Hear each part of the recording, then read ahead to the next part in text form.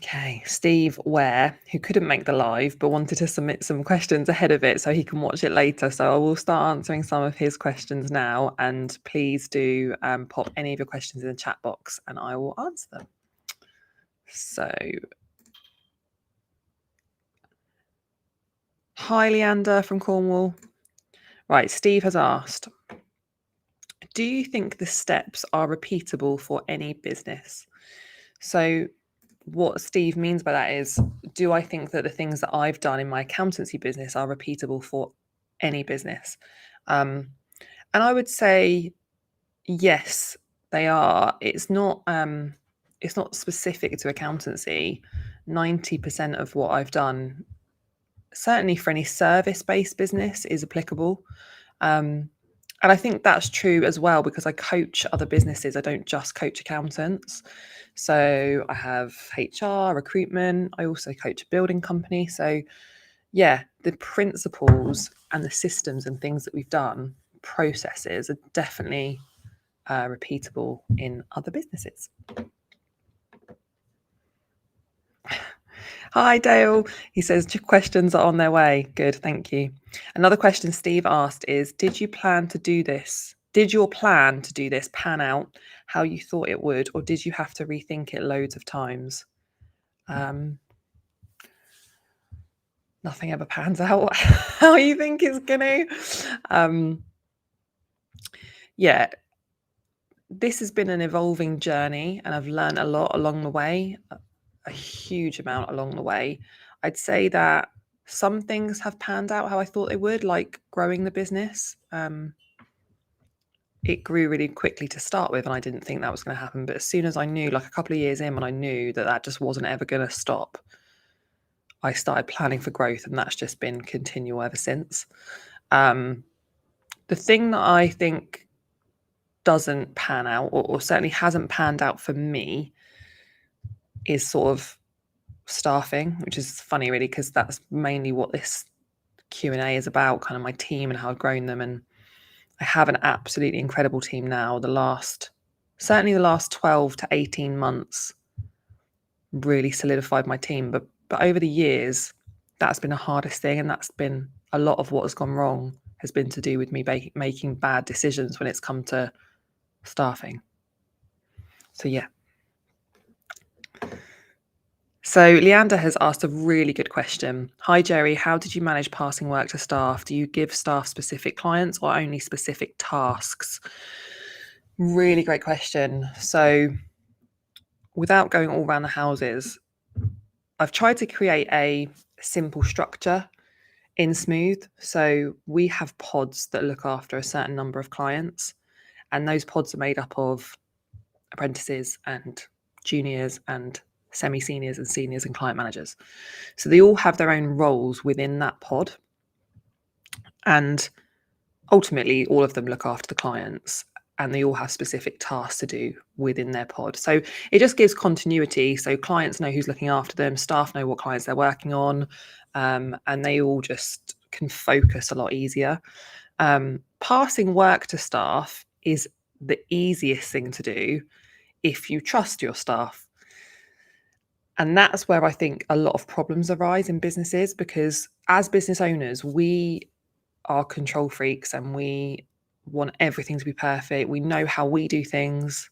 You know, in the early days, it was just me doing all the accounts and admin and everything. So, and I knew I gave clients the best service and I was, you know, great at what I did. To start having to pass things over to staff is really difficult. So I think it's more of a psychological challenge to overcome, to be able to delegate. Once you're able to do that, and once you've got really good people working for you, it becomes so much easier.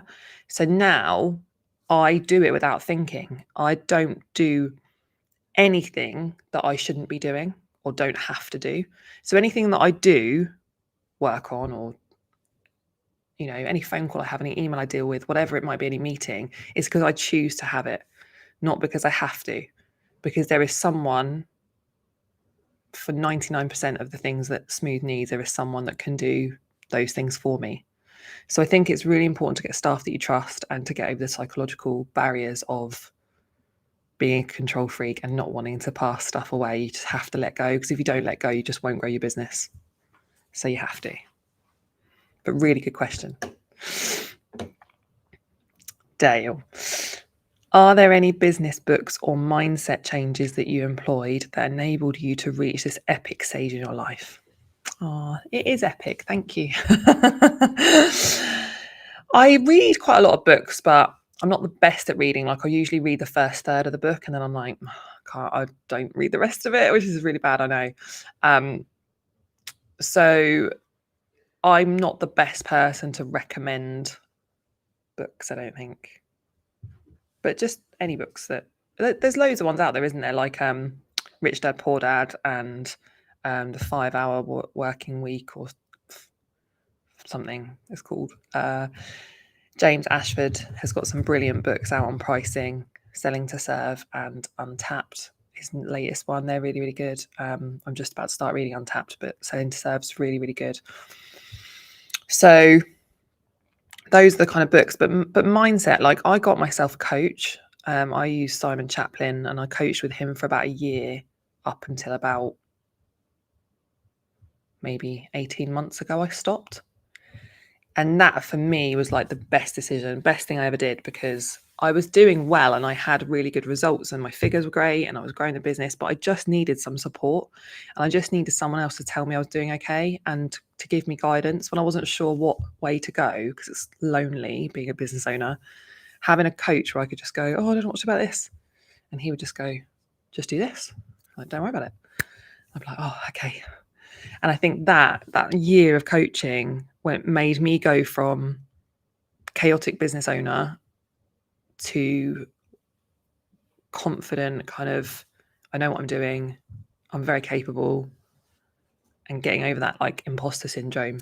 So for me, definitely having a good coach that's been there and done it is really important. Elbow cough. Rich Dad, Poor Dad for the win. Definitely. Great book. So Leander said, how did I pick the right coach for you? I only actually had one chat with a coach, which was Simon, because he came really recommended, and which is always great, isn't it, when you get recommendations for people.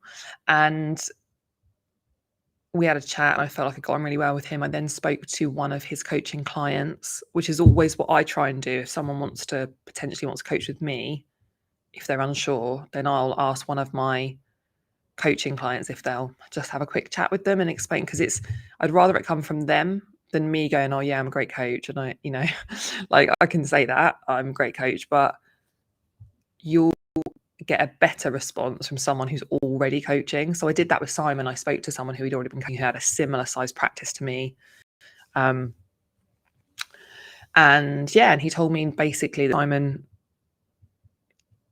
what I didn't want was a coach that would be like, oh, so how do you feel about that? How does that make you feel? And, just asking me questions, because I feel like that you get that a lot with certain coaches. They just keep asking you questions. I just wanted someone to give me answers. And that's what the person I spoke to said that Simon did. Like, he will give you answers, he'll give you information, he'll give you templates and documents, and, and that's what I'm like with my coaching clients. Anything that I have for Smooth, you can have it, it's for you as well. So if you're going to pick a coach, I think have a look at what they've achieved, or ask them what they've achieved and what they've done. Is it similar to what you want to do? And speak to someone that's already been coaching, because then you can ask them questions that maybe you wouldn't ask the potential coach. So hopefully that's answered your question, Leander. Any more questions? Fire them at me, people. I'm going to go back to my pre-asked questions from Steve. So Steve said,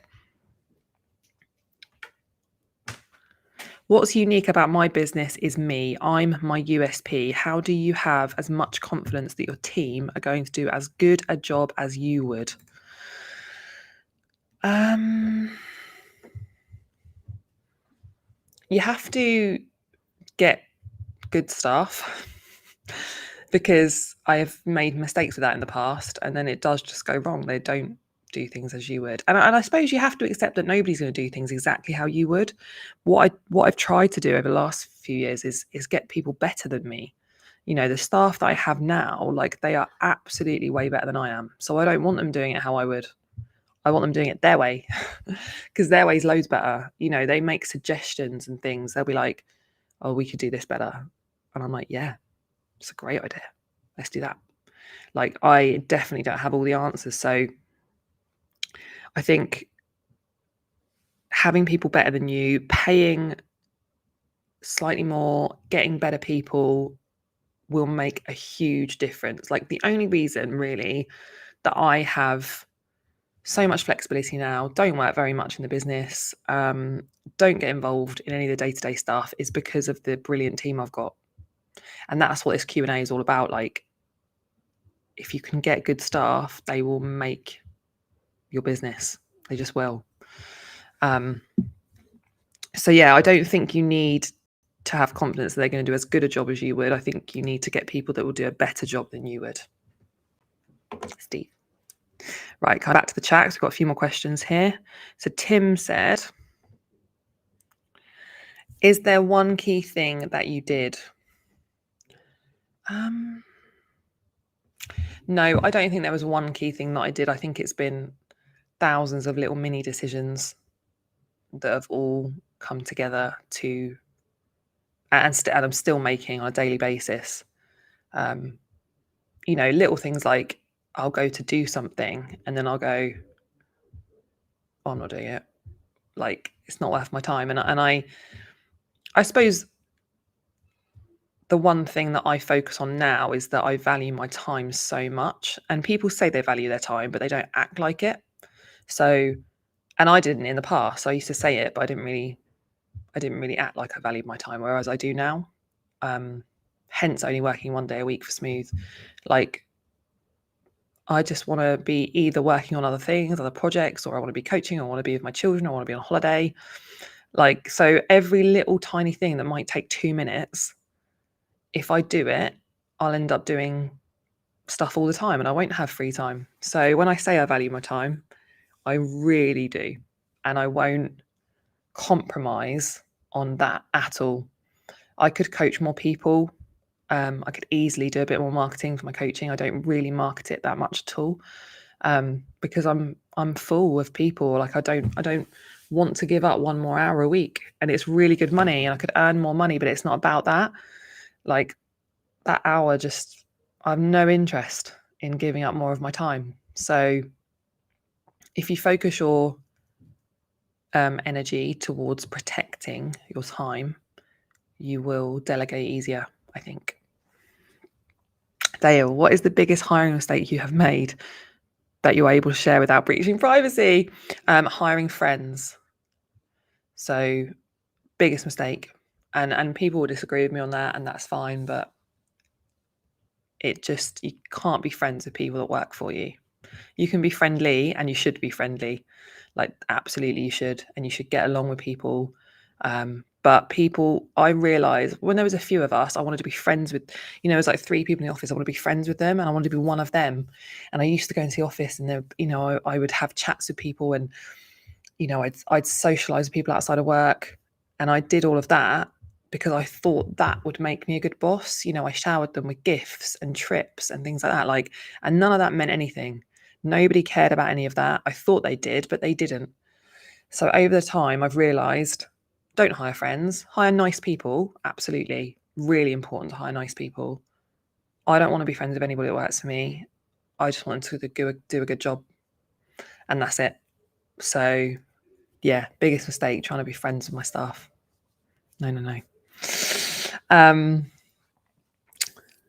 Tim, that with hindsight made a big difference. Oh, I think that's following on from your other question. Is there one key thing that you did that with hindsight made a big difference? Hopefully I've answered that one for you, Tim. Sorry, I'm not sure your name. It's 04H Manzor. How did you get your clients early on in your business journey, marketing or referrals? A bit of both, but mainly marketing. And if you look back, I did another live Q&A back in January of how I grew my practice. And there's loads and loads of help and advice in there about how I got my clients in the early days. A number of them came with me from my previous practice, but those ones I'd won myself going out networking and stuff. So yeah, there's lots of hints and tips on my other live, which hopefully you will find useful. I know that one's been watched quite a lot of times, so hopefully there's quite a lot of good little nuggets of info in there. Leander. What would be your first tip to someone who is chaotic, busy, and wants to make the next step? I'm making my office manager as chaotic as me. I think you mean that, so it's your business and you've got an office manager and you want to sort of stop with the chaos. So again, I did just put out a video on this the other day about how I managed to take the holidays off work. So hopefully that'd be useful too for you. But if you've got an office manager, I would assume that they're doing admin. That's the biggest one that people spend too much time on. And they say that they don't spend a lot of time on admin. But then when they break down the tasks that they do throughout the day, 90% of it's admin. But they just don't see it as that. You know, every time you take a phone call, every time you reply to an email, most of it's admin that you don't need to be doing. So I would say look at what is making up your day. Write a list of every single thing you do throughout the day, like literally everything. Write down every phone call, every email, every letter, whatever it is you're doing, every meeting, write it all down. Then go through it and work out of all those things, how many of them you absolutely had to do. Because I guarantee it won't be most of it. So anything you didn't have to do that day, you start delegating it to somebody else. Obviously, you don't want to make someone else's life chaos, but equally, you need to be clear with them about what their job role is and what they're responsible for. So we have really clear job descriptions for all of our staff, every single one of them, so they all know what they are responsible for. So if you are giving them something to do, it's absolutely within their job role and they will get it done. I'm not sure how many people there are in your business, Leander, so it's difficult for me to advise kind of on the structure and who's doing what, but looking at job roles and responsibilities is a good place to start. If you find that there's still too much, like you're doing too much, your office manager's doing too much, then it sounds like you need another person. But before you look at that, you need to look at systems and processes and make sure you're being as efficient as possible, because so much time is lost and so much time is wasted on people not being efficient and not having processes for things. So I would definitely look at your systems and processes first. And then if you still find you've got too much volume of work, you need to look at employing another person. Hopefully that helps. Andrew, do you have all your systems and processes documented? And if so, what software do you use to do it, e.g. videos, checklists, etc.? So yes, we use Pixie as our CRM and we have all of our processes literally in Pixie, step by step by step. So, and the good thing about Pixie is you can insert Loom videos into it. So for training purposes, it's really useful for like our apprentices and stuff that might not have done it before, because we'll have a Loom video in there and they'll just click it and it'll talk them through exactly on the screen kind of how to do each bit.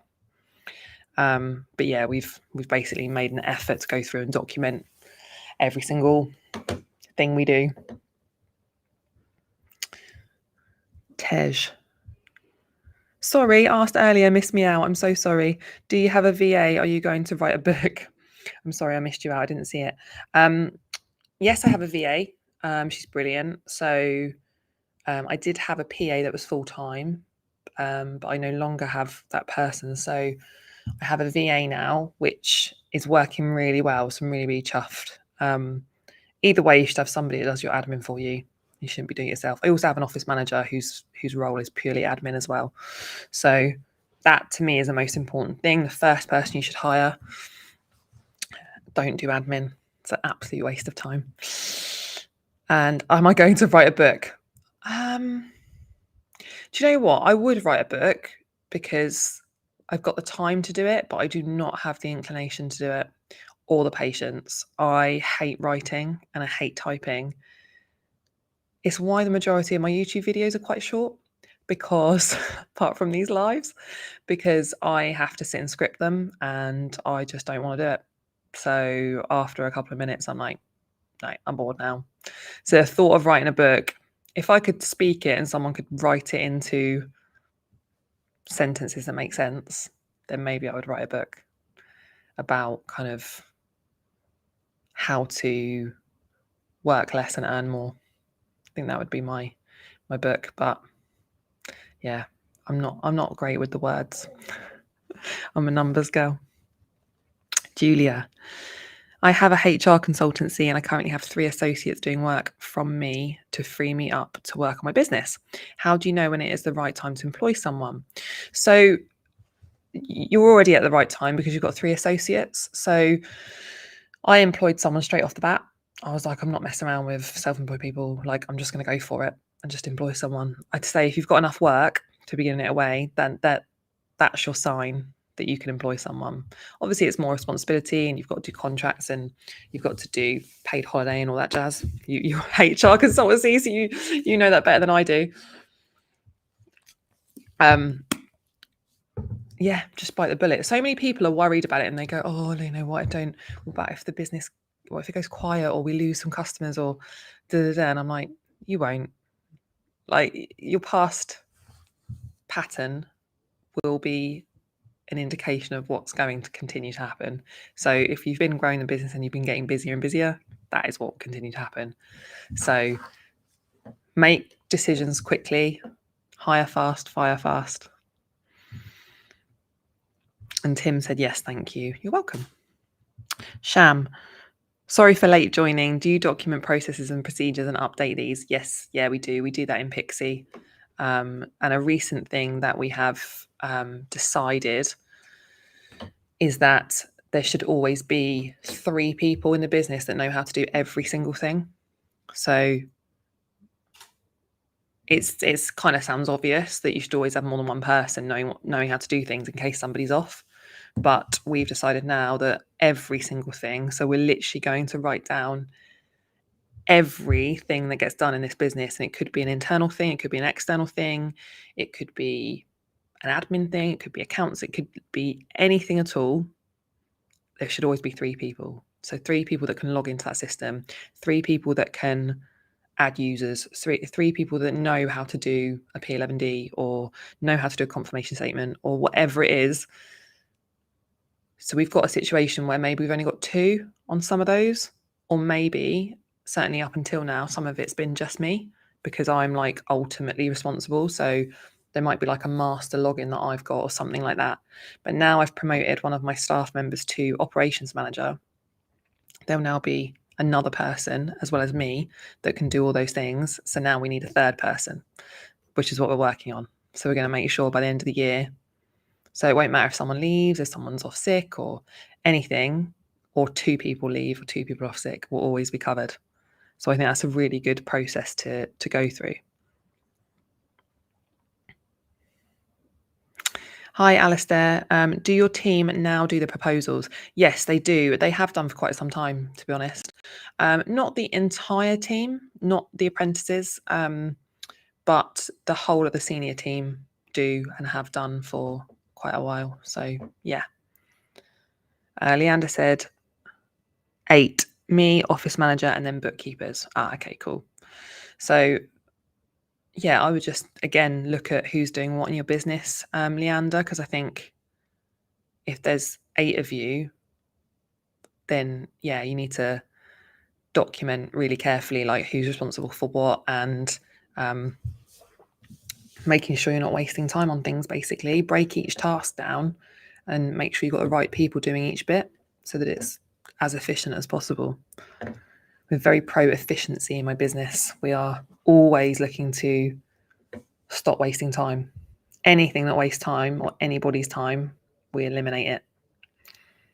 Tim said, thanks, Jerry, have to go. Thank you for joining from Australia. I appreciate that. Dale said, I have been informed accounting is a very saturated market, so it is hard to stand out. You have managed to stand out. Have I? Did you focus on a niche first, or were you a generalist initially? I was a generalist initially, and we still are. So, yeah, I've never niched. I mean, I've never niched industry-wise. That's a little bit of a lie.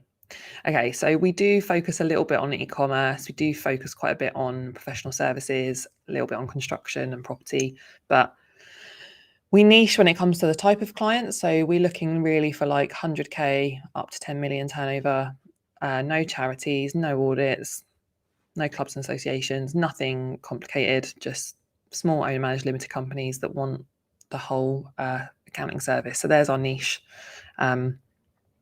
So yeah, but we've never massively niched, but every sort of 6 months I pick another industry that we already act for and I target that with my marketing. Like we did it for e-commerce when the pandemic hit, because e-commerce businesses did really well in the pandemic. So I was like, right, let's go after them. So then we focused on it, and then we were number one on Google in the whole country for e-commerce accountants. I think we still are. So yeah, I just pick an industry that we are quite good at looking after, and we go after that. So we'll probably dial it down now on e-commerce, because starting to come out the other side of that, and they're not the easiest of clients to look after. So we'll focus on some other ones, but I don't massively niche. I understand the theory behind it, and I think it really, really works. But for me, I've never really properly niched. I've grown rapidly, so I think it's possible to do both. It's probably slightly easier to niche, but I never found it that hard. So, swings and roundabouts. Julia said, perfect, thank you. You are welcome, Julia. Leander, what is the structure of your business? What do you mean? Do you mean sort of in terms of my staff? So there's 13 of us, if that's what you mean. There's 13 of us. So we have me, I've got an operations manager now. I've got a couple of client managers, a couple of seniors, a couple of semi-seniors, a couple of accounts assistants, and a couple of apprentices. Then I also have an office manager that does all the admin, and then I have a media manager that does all of this stuff, all of our online videos, video production, everything like that.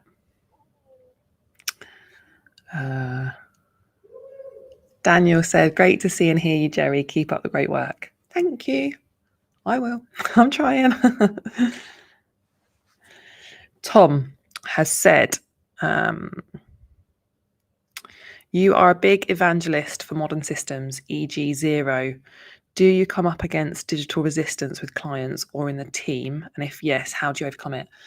No, I've never come up against that, because from the day I started my business, I described us as a digital practice. So we only attract clients that want digital systems, want to be digitized in everything they're doing. If they don't, they're not the right clients for us, and we just simply don't act for them. And it's exactly the same with the team. They've never known any different. They come and work for us. We are a Xero only practice. Our clients are spread throughout the country. We've not met most of them. We don't need to. And that's just the way it is. So it's not really been a change. And we changed to Xero in May 2018. We were mainly Sage before that. So that's probably a big change. But everyone just kind of got on board then. There wasn't many of the team, and the team's changed a lot now. So yeah, I've not really had much resistance for that, because we've sort of always been that way. So hopefully that makes sense. They all said, thank you for explaining about niching. You're welcome. Leander, thank you. No worries. Michelle, hi Michelle. Hi Jerry, do you feel like writing down systems and procedures is never ending?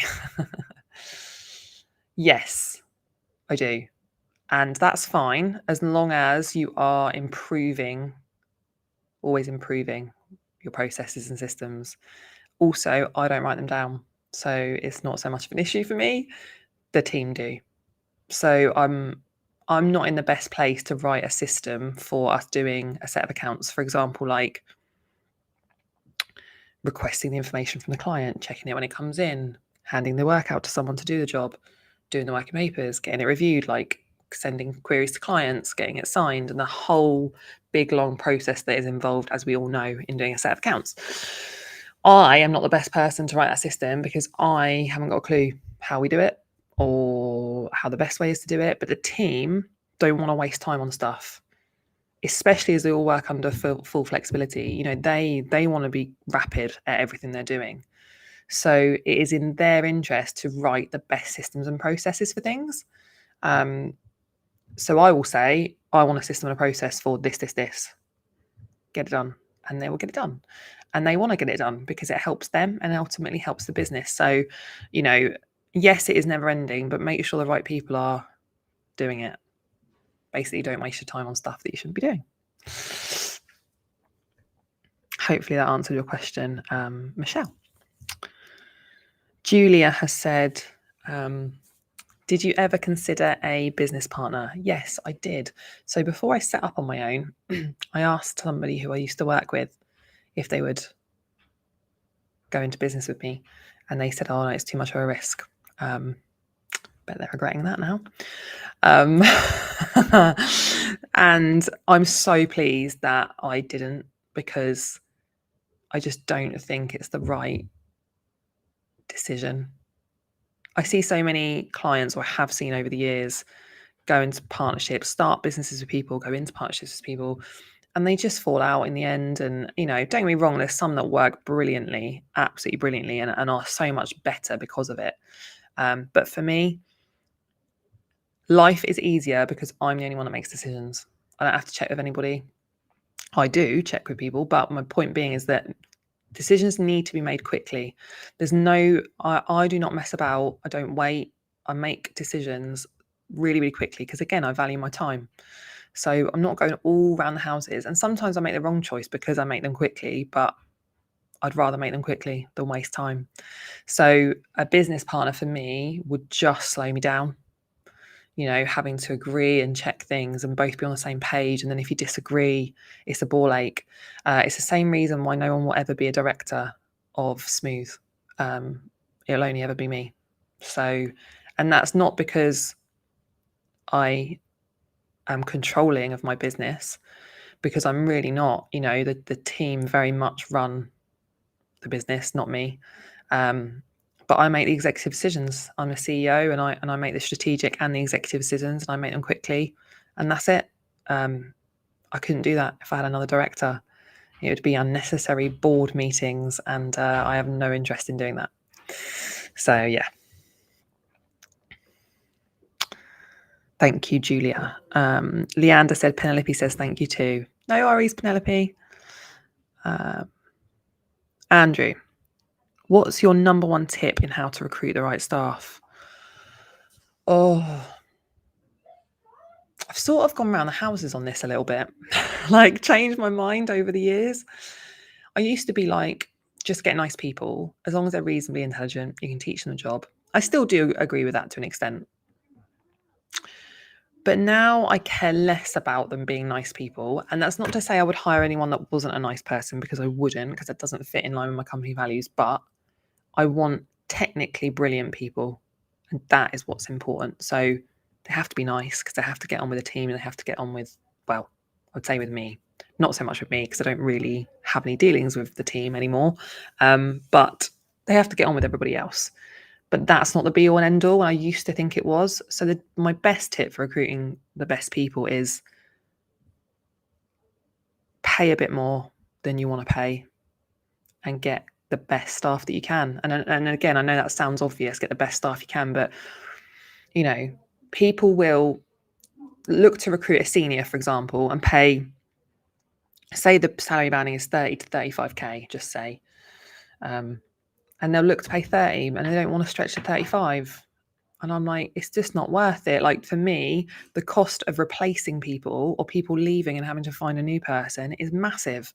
And I don't want any of that stress, and I don't want any of that cost to my business. I'd much rather pay 35, 40 grand for someone that would get 30 somewhere else and expect a lot from them. You know, I do expect a lot from my team, but equally they perform amazingly well and they get a lot of perks. So I have just done a video, Andrew, literally, I think it went out yesterday. Was it yesterday, Luke?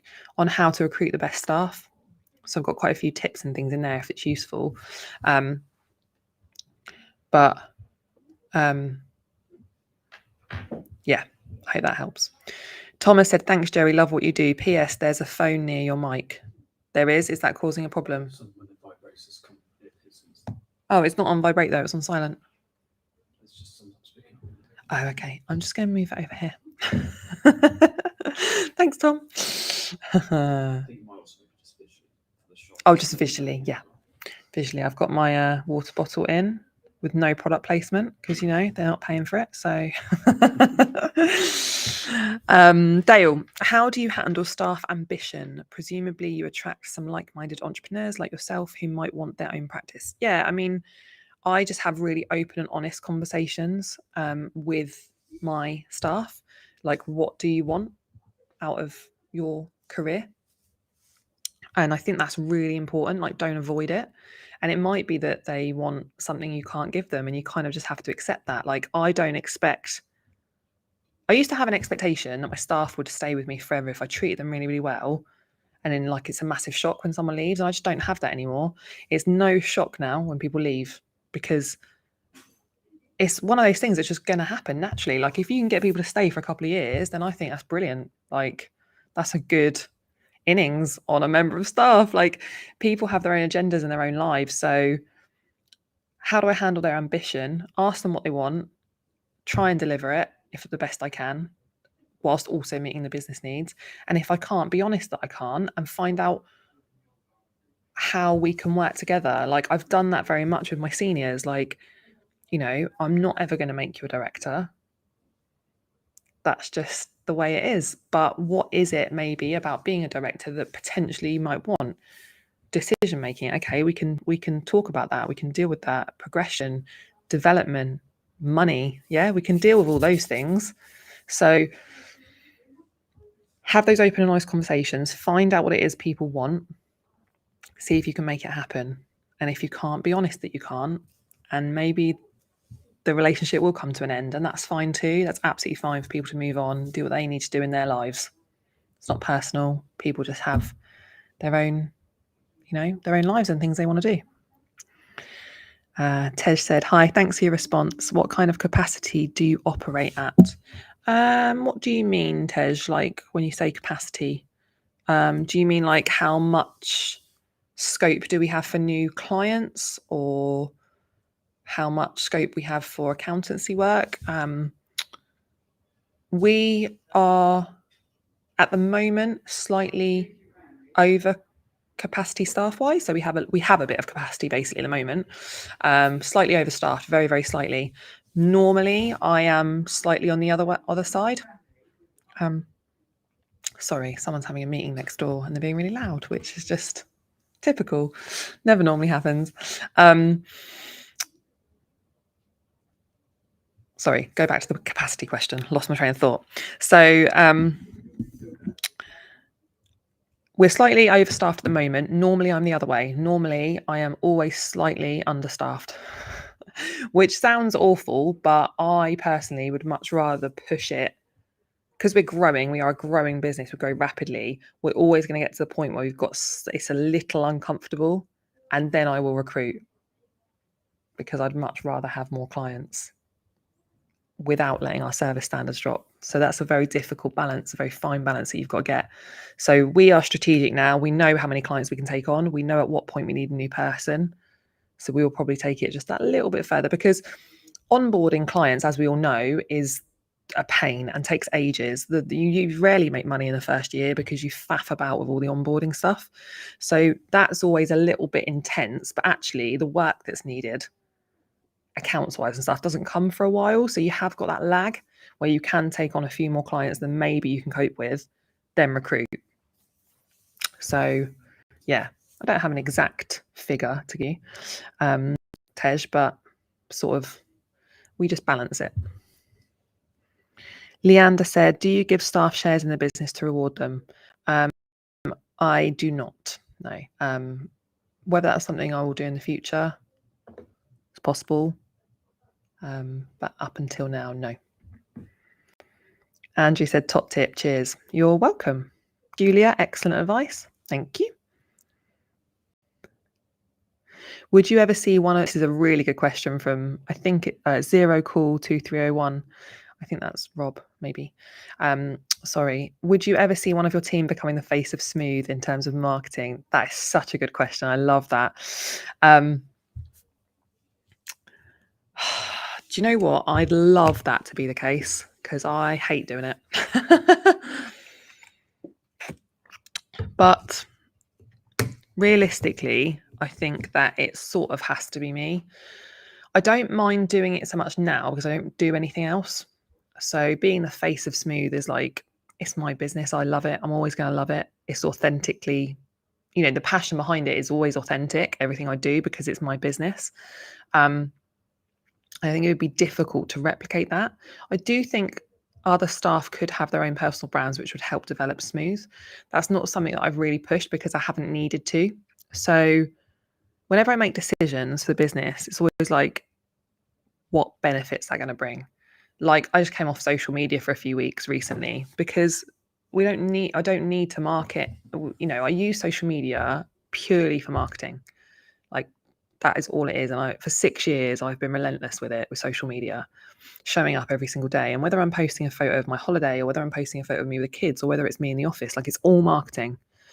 It's all constantly raising my personal brand. So when we are really, really busy at Smooth, I can't take on any more coaching clients. So I don't need to deal with the ag of being on social media. So I just came off for a few weeks and it makes no difference. So I'm at a stage now, basically what I'm trying to say is I'm at a stage now where it's almost like I don't even need to be the face of it anymore.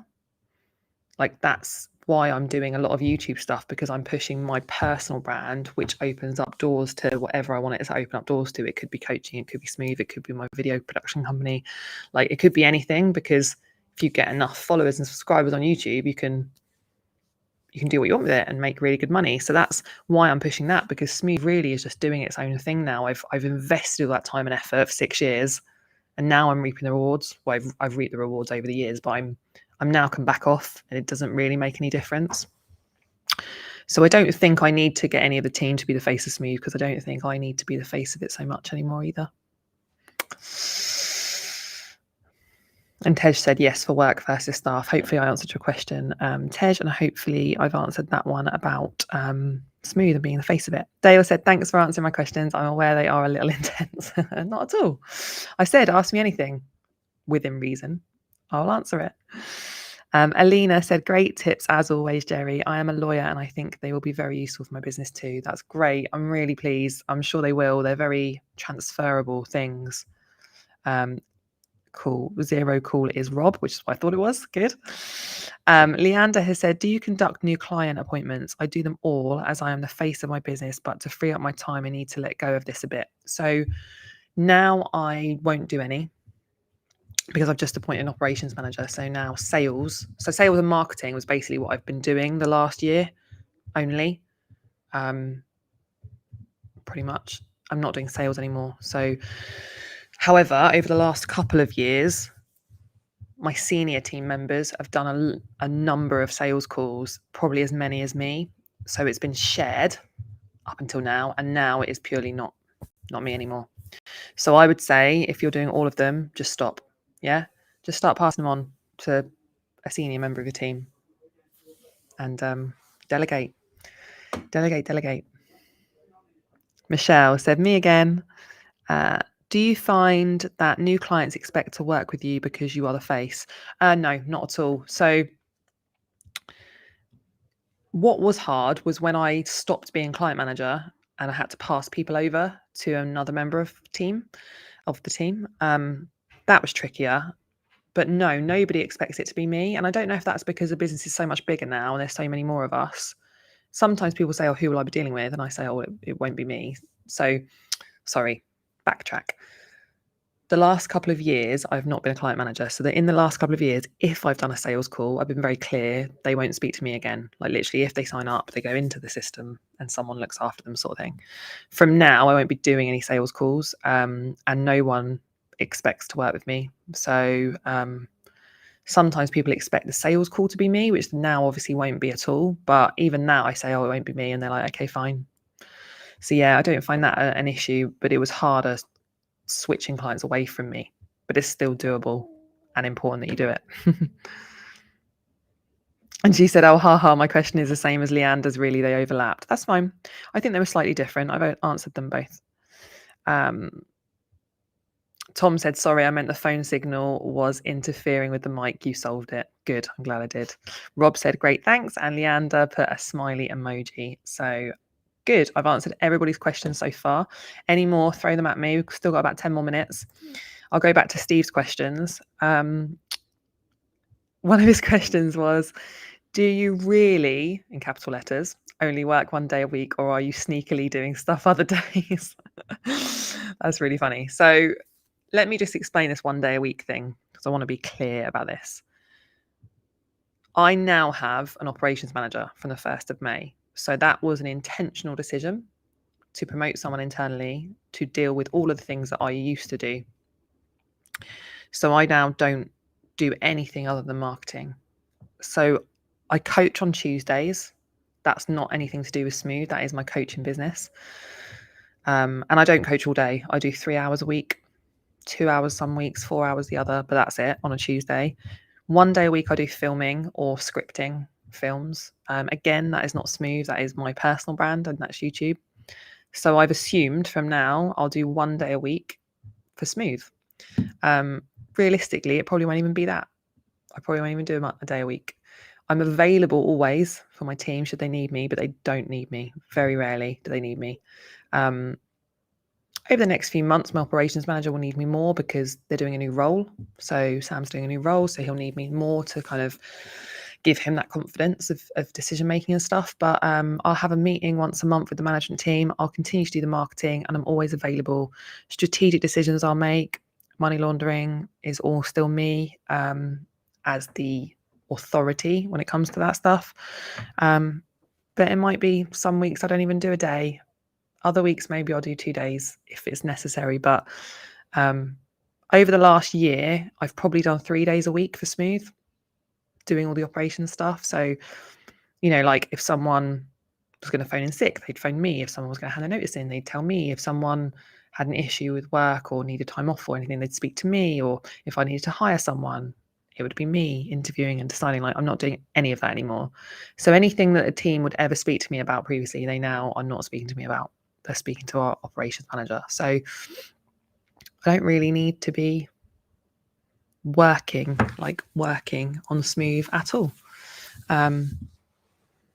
It's a transition. It's happened over the years, but I want to be at home, like gardening and growing my vegetables and being off with the kids whenever they're off, and I get to take them to school every day and stuff. So I want to enjoy the sunshine, and I want to go on more holidays, and I want to do all those things. So that's why I've made it so that Smooth basically doesn't need me. So in answer to a question, Steve, yes, it is probably going to be less than 1 day a week for Smooth, and I'll be doing things on other days that I want to do because I'm able to do that now, which is great. Leander said, do you mind sharing an approximate number of clients your team of 13 manage? Dale said, thanks for the info, Jerry. Got to head off. From time to time, I have to do work. Take it easy. You take it easy too, and thank you so much for joining us and for the questions. Sorry, Leander said, do you mind sharing an approximate number of clients your team of 13 manage? No, not at all. So we had about 600. And then over the last year, we've dwindled that down to about 450.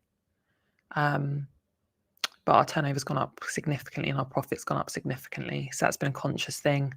Get rid of clients, up fees, and sort of condense down so that we're working with clients we really like now. All of the ones we want to be working with. That was really important. And Andrew has said, you say you hate the social stuff. What do you like doing the best business-wise? What do I like doing? That's a really good question. I feel like there should be something.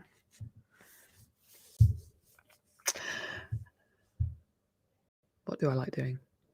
I like doing the marketing, which is why I've stayed doing it, and I'm good at it. You know, I like, when I say socials, as in I like doing the social media stuff, but I don't like kind of what comes with it, you know, like the ag you get off people and trolling and all, like, and just the annoying DMs and all the stuff that I don't want to deal with all of that side of it. I like the social media stuff. I like the marketing stuff and the video stuff, but I just don't like what comes with it. That's probably what I should have said earlier. And really, I like just sitting back and watching the hard work I've put in over the years sort of create this life for me. And it sounds a bit cheesy, but like, I never ever would have thought this would be my life. I can't believe it. So it's just watching it, you know, so I walk in the office, just over there, our actual proper office, just over there. This is our studio. But I walk in there and there's like people in there working and I'm like, why are they here? Like, oh yeah, they work here. But I just find it really bizarre because I don't know what anyone's working on. I haven't got a clue. I haven't got a clue who the clients are. I don't know them. I don't know. I very rarely, you know, apprentices, I've probably said hello to them a couple of times. Like, I didn't get involved in hiring them. It's just really nice to sit back and watch this business evolve and grow and just do better month on month, year on year, like consistently increase in turnover and profit. It's just amazing, absolutely amazing, especially with how little involvement I have now. So that's what I enjoy. I enjoy getting paid. Okay, I'll start to wrap it up now. I'll just answer Rob's last couple of questions. If I wanted to transition from industry to practice, as an owner, would you recommend spending some time working within an existing practice? And if I was transparent, do you think they would be receptive to this? I'm SEMA qualified with 6 years post-qualified experience. So I've touched on this before. Basically, the issue that I think people in industry, Andrew's put loads of pound signs, fab. The issue I think people in industry have is lack of tax knowledge. And that's where you struggle in practice because really we are just tax advisors. I say we, like I was once. Tax advisors. You need to bridge that gap. I definitely think it's worth getting experience in practice if you can. Absolutely. Or you can just go for it and learn it and make it up as you go along. Not make it up, but like, you obviously need to know what you're doing, but you know, go on some courses, maybe do some voluntary work, stuff like that, but still set up on your own. It's tricky. It is tricky for people in industry to get a job in practice. There's no two ways about it. I did do another video on this actually with some help and advice. I think it's in the how to become an accountant video. So yeah, have a look at that one. Hopefully that will help. Leander said, I couldn't cope not knowing what they are working on. I need to work on this. A great live. Thank you. Have had so much from it. Oh, you're hugely welcome. I know it's hard. I used to really not cope with that. And I used to be a micromanager and what are you doing? And when's that going to get sent? And And when I stopped doing that and started focusing on systems, the systems run my business. So that will get filed on time because we have a system to make sure that happens. And that new client will get spoken to and they will get a quote and they will get, because we have a system that makes sure it happens. And we have great team members that work really, really hard and are held to high standards. They all held to really high standards, but I offer them full flexibility, can work when they want, how many hours they want. They can do whatever they want as long as they hit all of their targets. So I've created a culture and a system that will deliver what the business needs to deliver. And if anything goes wrong, someone's accountable for that. Yeah. So you have to make people accountable, make people responsible, give clarity to people over exactly what you expect from them and enable them to do their jobs well. And if you can do that, you can step away because the system will work properly. So yeah, you can do it, Leander. Rob said, super, thank you. You're welcome. Well, we've done an hour and hopefully it's been useful and everyone's got some useful hints and tips out of it. Thank you all for your questions. It's been brilliant. I will, see you on the next live. Bye, everyone.